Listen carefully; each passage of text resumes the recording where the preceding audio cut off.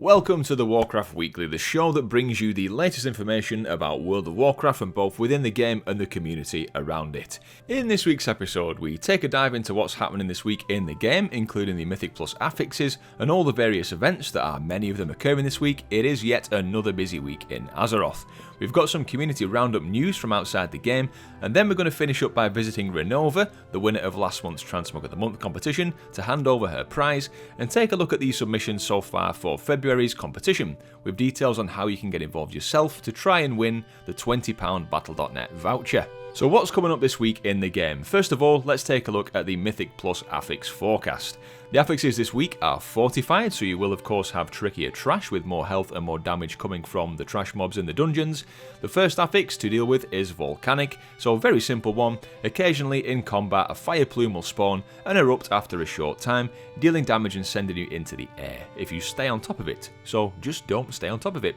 Very easy to just step out of these, just maybe be wary of tight spaces in some dungeons, like the corridors in Warcraft Manor or Blackrock Hold for example. The other affix to deal with is spiteful, so when mobs die they spawn a spiteful spirit that will pursue a random player for a duration. You can just run away from them and ignore them, or you can kill them, it's up to you. Just don't get meleeed by them as they do hurt quite a bit.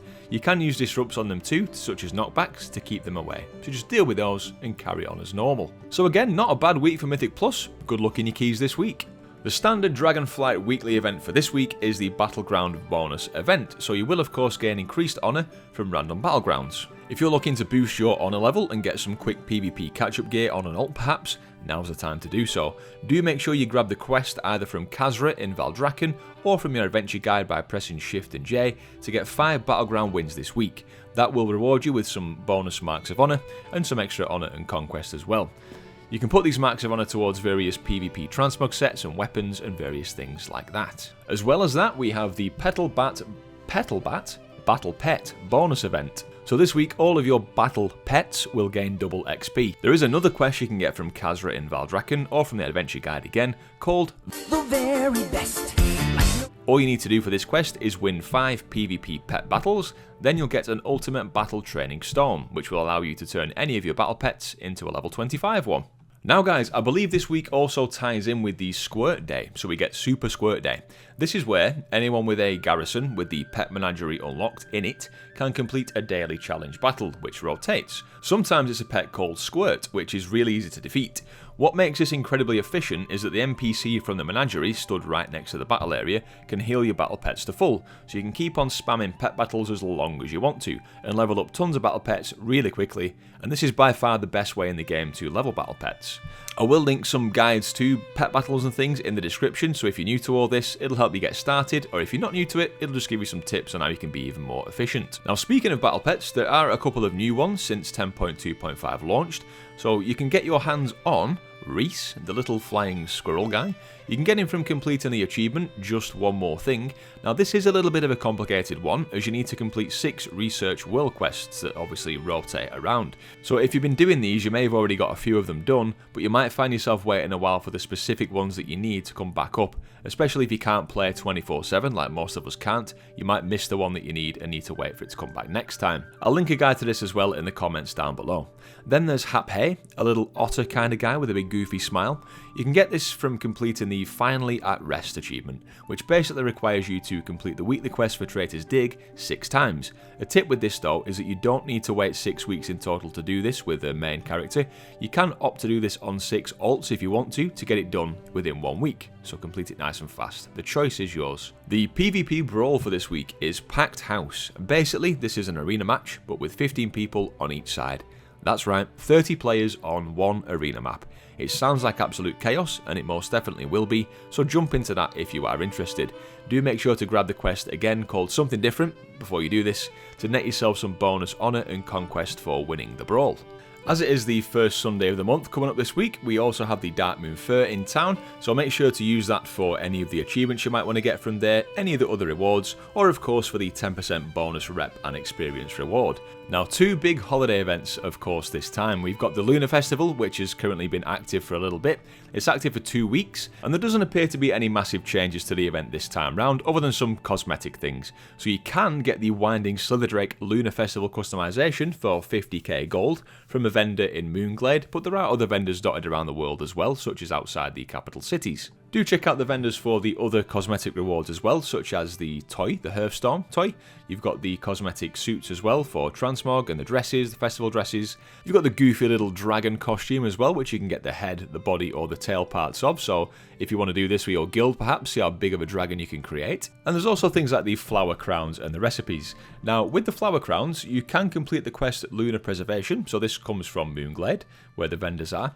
You basically go around to different moonwells across Azeroth, the Eastern Kingdoms and Kalimdor, powering up this flower staff. Now, when you've done this, it lets you wear the flower crowns all year round. So ideally do this quest on a druid if you want to be super speedy, because you can make use of the teleports that the druids have. But you might be flying around honouring the elders anyway, which is actually much speedier this year thanks to dragon riding being available across the world. So I do highly recommend handy notes with the Lunar Festival plugin if you are travelling around honouring the elders. So combine this with the TomTom add-on as well, so you can quickly set waypoints with a right click, and the add-on is so nice. I've been using handy notes for a long time now for quite a few expansions. It just streamlines the process of collecting many things, and it does take them off your map once you've done it, so there's no confusion. The next event is indeed Love is in the Air, which has received some pretty big revamps and changes for this year. So first of all, what you'll notice is the initial quests have been revamped and some of the old dailies have been completely removed.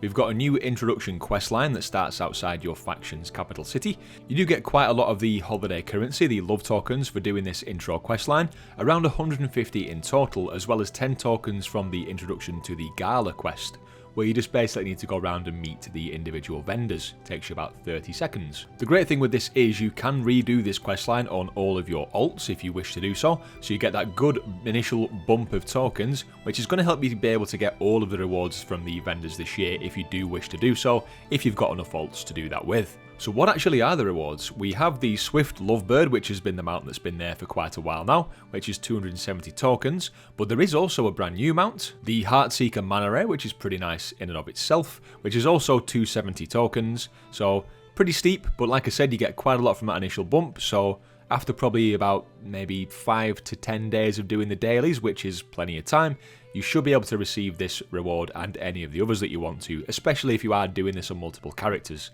There is also a new pet as well, the Heartseeker Moth, as well as some new toys. You've got the Date Simulation Modulator, the Exquisite Love Boat, and the Eyes for You Only toy, which turns everyone else who's not in your party into a little floating heart. Now, transmog-wise, we've got some new roses in all different colours that you can apparently use all year round, not just during the event as well. There is indeed another manuscript for the dragon riding mounts. This time it's the renewed Proto Drake that's getting some love, literally.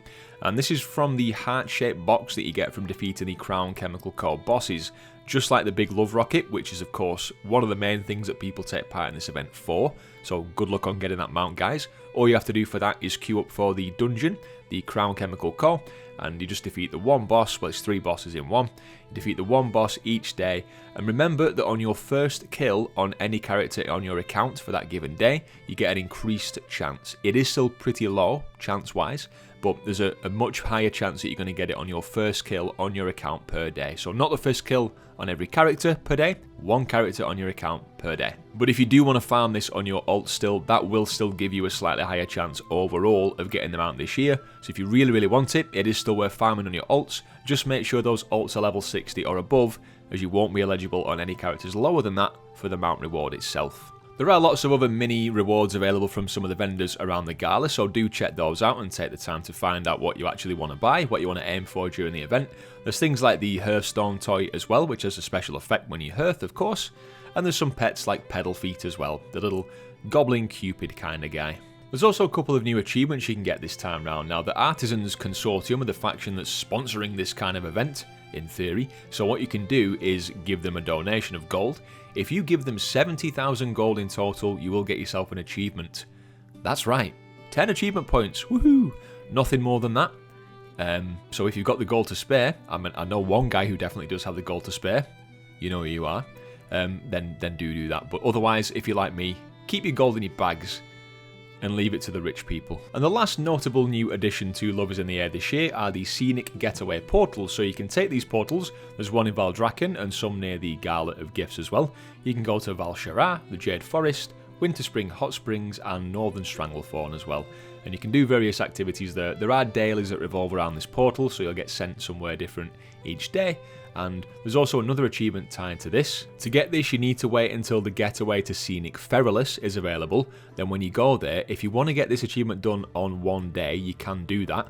Basically complete 3 of the objectives and then delete the quest, retake the quest and do 3 different objectives, and then just keep repeating that until you've done them all. Alternatively, you could just do it like a normal person and just wait until this has been up for 4 times in total, then you'll have enough to get each reward done. Don't forget, if you haven't got these already, with both Love is in the Air and the Lunar Festival, there is a Meta achievement to be earned, which contributes towards the What a Long Strange Trip It's Been Meta achievement, which rewards you with the Violet Proto Drake. So if you haven't got all those achievements for that, now is your time to shine, otherwise you will have to wait until next year.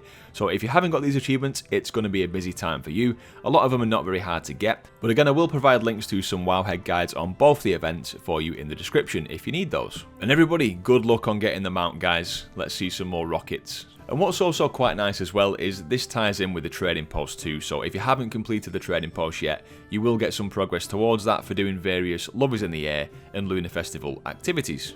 Okay, so speaking of the trading post, so what have we got? Quite a lot of new items, some of them are pretty decent, a lot of them are Love is in the Air themed, which is to be expected.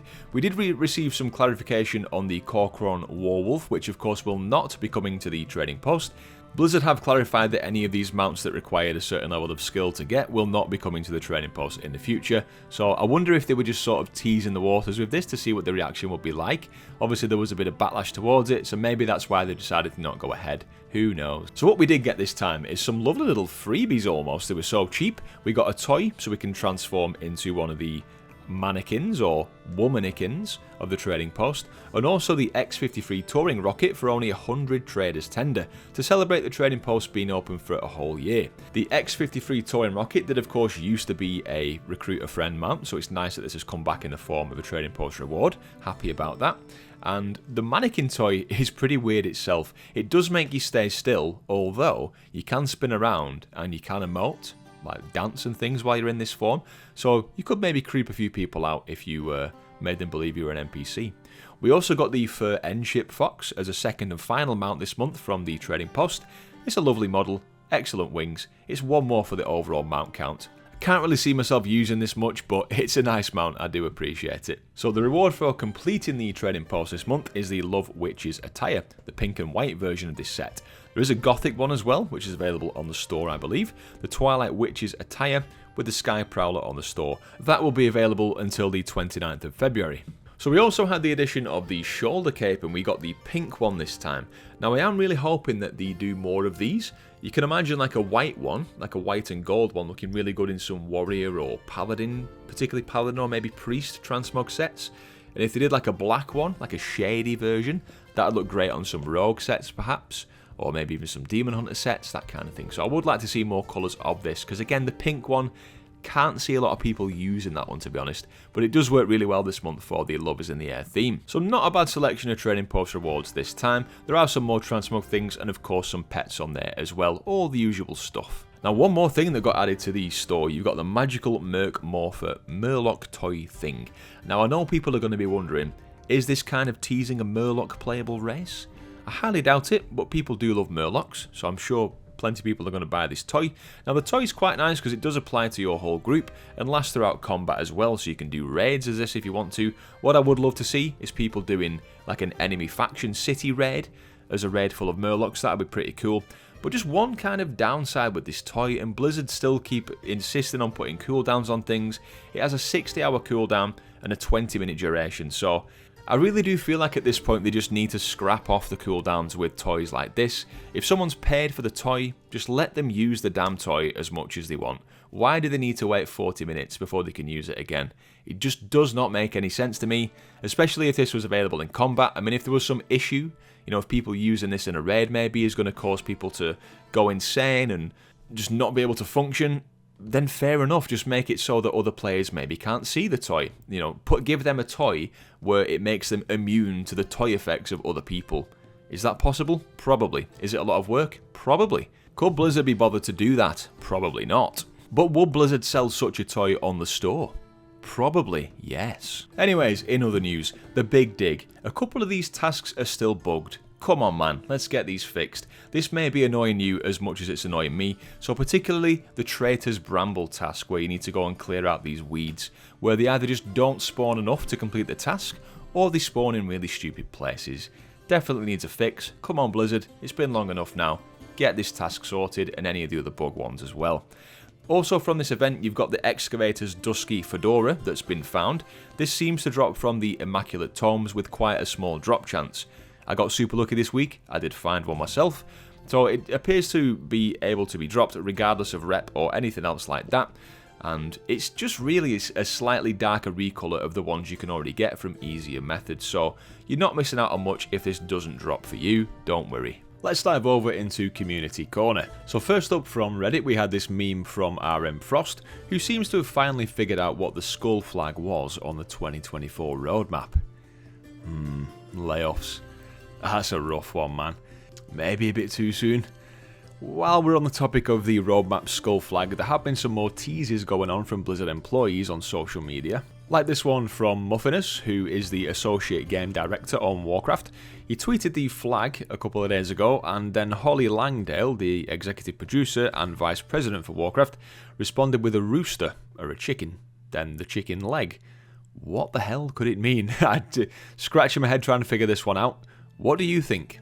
Let me know in the comments what your thoughts are on what that could actually mean. I suppose the big news for Blizzard as a whole this week is that Blizzard got a new president in Johanna Faries, or Johanna Faries? Johanna Faries? I have no idea. So let's just carry on. So business speak isn't really my area of expertise, but I believe Johanna used to be an Activision executive and general manager of Call of Duty, so you would think overall that Activision Blizzard just took a bit more of a step towards the Activision side of things, which potentially kind of sucks. It's again one of those things where it's going to take some time before we really see the possible impact of decisions at events like these within the games that we actually play. I guess we can only hope for the best. You can read statements like this and then think, well, cool, they really get it. But on the other hand, they kind of need to say stuff like this to try and reassure people and temper any negativity around the subject. But like I said, we shall see how this change affects things as time goes on. Also guys, don't forget that you can currently claim the Captain Cracker's pet from the Prime Gaming promotion. Nice and simple, however, it clearly wasn't simple for the person whose job it was to write the in-game instructions for claiming this pet. This is what the description stated when the promotion went live. It has been corrected since, but this clearly is the work of either AI, just doing a very poor job, or somebody who has never played Warcraft before and has absolutely no clue what they're talking about. Whoops. Alright guys, Transmog of the Month section. So, first on the agenda was to go and hand over the winnings to Renova, our winner from January's Transmog of the Month. So I grabbed the bag of gold and made my way over to Cascade's Edge to hand over the money. However, I had other plans guys. This is the most gold I've ever had in my bags. I came prepared. As the time came to hand over the gold, I had to make a getaway. But then my conscience got the better of me, so I decided to head back and hand over the gold. Renova conveniently life gripping me back, making sure that I didn't change my mind again. Okay, so there we go. Well done again, Renova.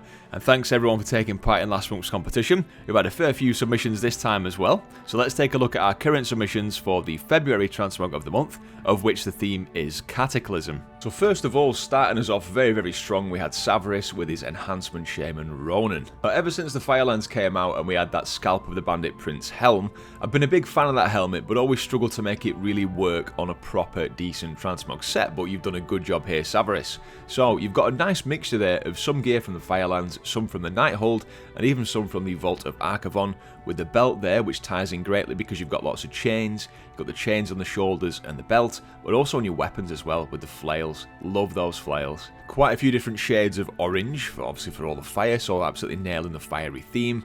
The gloves and the little spiky bits on top of the shoulders, it works perfectly together.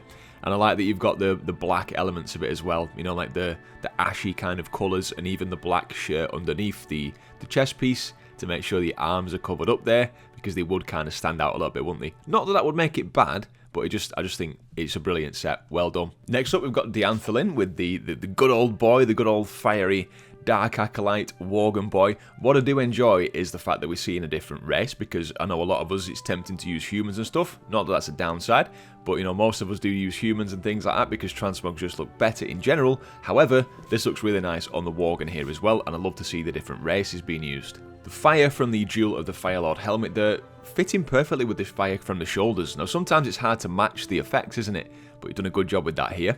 I love them weapons. There's something you also don't see very much. And you've got some lightning going on there. So bringing in one of the other elements as well as the fire.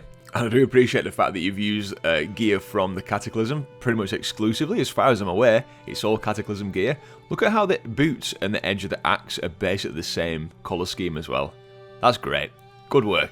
Next, we've got Richard Merciless with his Paladin, his Holy Paladin there, Linxos. And by the way, guys, all of you, props to getting a good background for your shot as well. I really do love that you guys go to the extra effort to make that shot look so nice as well, so well done. Now, making use of the Skull Flame shield all the way back from vanilla, wasn't it, that shield? Love that shield. Again, another sometimes tricky one to make it work with the set, but there you go, doing a good job here. And the spikes of the shield going nicely with the spikes on the shoulders too. Bit of a mixture of some Firelands gear going on here with some various other sources of gear being used. Like the dagger, which I believe is from Dragonflight, isn't it? As well as the legendary cloak from back in Battle for Azeroth. And I believe the helmet from the Firelands set there is actually from the Warrior set, so again, quite nice, mixing things up a bit. Good work, mate. Next, we've got Mina with her elemental shaman called Snow Mina. Now, I like the fact that you have taken the Cataclysm theme as a whole picture rather than just the fire. Obviously, the fire is preferential. If I was taking part in this competition, I would go with fire because I'm a fan of that. But I do love the fact that you have taken all the elements and tried to incorporate all of them into the set. So let's see how you did. Okay, so fire straight away on the right shoulder. On the left shoulder, you've got the Cyclone shoulder pads. So you could say that covers wind and rain at the same time, so water and air. You've definitely covered water with the shield there. That's the Resto Shaman artifact appearance, I believe. And then you've got the Plundered Geode Gavel. So I'm assuming that's kind of a bit of a rarer one to find. It looks like it's got some kind of lightning effect on it. So I would say that you have covered all the elements in this set.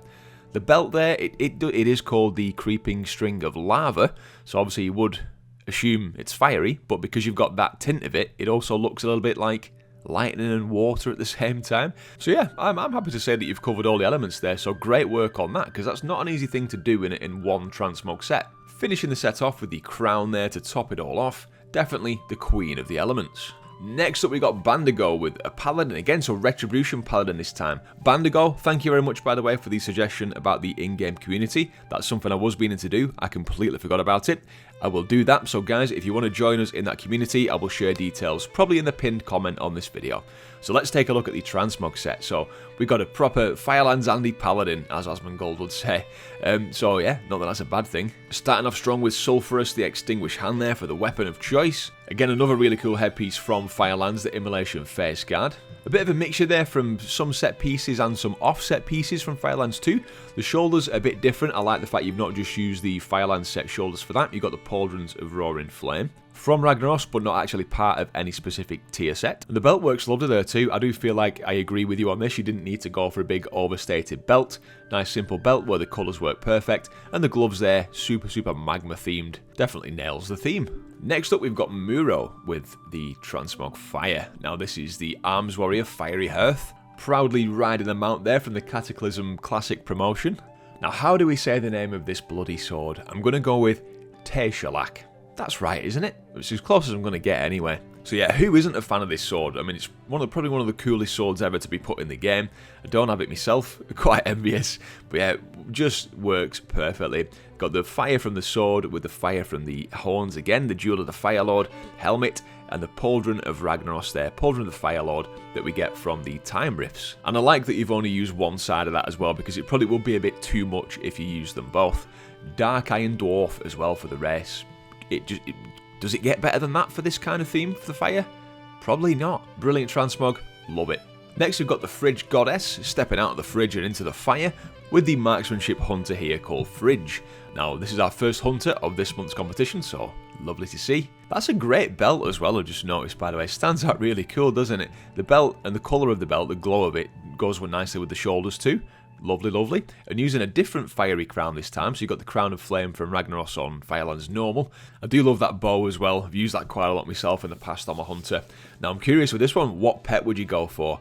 Obviously you don't have to provide that as part of the Transmog. I'm just really curious. What pet would you choose for this Transmog? Let us know in the comments or on Discord if you can. Nice one. And the last submission for the first week of February, so we've got Mr. B27 with the Frostmage Celtica. Now this is very nice. Look at the boots and look at the arms. That little match is perfect. I don't even think they're part of the same set or anything, because if you look at it, the nether lace tunic there is from goodness knows where. I've never seen this before. And the Silent Flame sandals being a world drop too. That's such a perfect match. You've got the tunic and the pants as well. The colour of that, like the kind of base colour. It's almost like a very dark reddy purple. And you've opted for the alternate shoulder pads there. So the same piece but the different tints. And then the goggles as well. Now the goggles, the glow of the goggles ties perfect with the shoulder, the little frilly bits on the purple shoulder. I love it. And the belt as well, you got purple bits in the belt. And the staff, the red and the dark bits of the staff, it just works so well together. Now I really do love these more understated, like simpler sets as well. I'm a big fan of this one. I just think you've done a great job. I don't have anything else to say on that. Well done. Okay, so that rounds up the first week of submissions. If you do want to take part, guys, do jump into the Discord. We've got the link in the description so you can do so. And you can pop your Transmog submission into the Transmog of the Month thread. We've got the TMOTM Feb 24. If you pop it into there, you can see the rules at the top of the post, so please do submit a item list with it. You do not have to use the add-on Narcissus, but that's probably the easiest way for you to do this if you didn't mind using that add-on. The winner this month will be gifted £20 of Battle.net balance, so that's what the stakes are. So feel free, guys, jump in, submit your Transmogs, and good luck. With that said, guys, that's the end of this week's Warcraft Weekly. Thank you so much for watching. If you have enjoyed, please do leave a like on the video and consider subscribing if you haven't already. Do come and join us in Discord to have a chat. Even if you just want to lurk, totally fine. We're a friendly bunch. Come and join us. Thanks for watching, guys. I've been LazyBeast, and I will catch you next time. Cheers.